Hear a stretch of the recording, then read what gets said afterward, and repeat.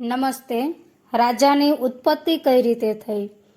તો મનુના મત અનુસાર સર્વની રક્ષા માટે પ્રભુએ રાજાને સર્જ્યો છે.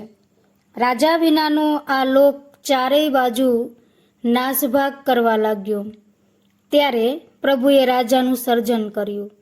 મહાભારતમાં રાજાની ઉત્પત્તિ વિશે કહ્યું છે કે જે રાજ્યમાં રાજા ન હોય ત્યાં દસ્યુઓ હુમલો કરે છે, ધર્મનો નાશ થાય છે, પ્રજાજનો અંદરો અંદર લડે છે, સર્વત્ર અરાજકતા પ્રવર્તે છે અને માટે પ્રજાજનોના રક્ષણ માટે રાજાની આવશ્યકતા હોય છે.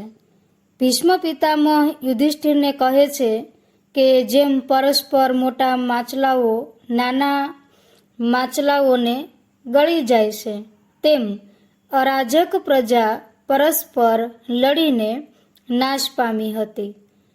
પછી જ્યારે પરસ્પર લોકોના કુળ નાશ પામવા લાગ્યા ત્યારે બધાએ મળીને એક નિયમ સ્થાપ્યો કે જે આપણામાં ક્રૂર વાણીવાળો હશે, કઠોર દંડયુક્ત, પરસ્ત્રી ગમન કરનાર તથા પરાયું ધન હરનારો હશે, એ આપણા માટે ત્યાજ્ય બનશે. બધા જ લોકો પરસ્પર વિશ્વાસ માટે તે પ્રકારે નિયમ કરીને સુખેથી રહેવા લાગ્યા.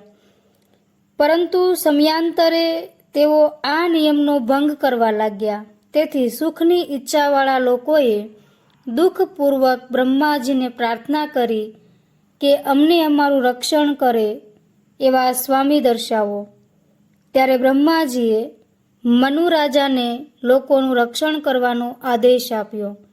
મનુ રાજા પ્રથમ બ્રહ્માજીના આદેશને અવગણે છે, કારણ કે આવી ક્રૂર અને મિથ્યાચારી મનુષ્યોમાં રાજ્ય કરવું અત્યંત કઠિન છે.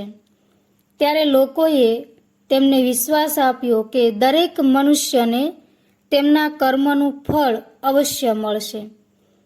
રાજકોષની વૃદ્ધિ માટે ધાન્યનો 10મો ભાગ આપીશું.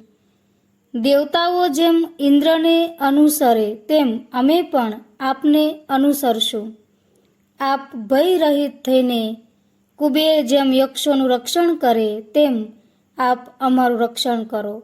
આ પ્રમાણે પ્રજાજનોની વિનંતી અને ઈશ્વરની ઈચ્છાથી રાજાની ઉત્પત્તિ થઈ એમ કહી શકાય. જયતુ સંસ્કૃતમ, જયતુ ભારતમ.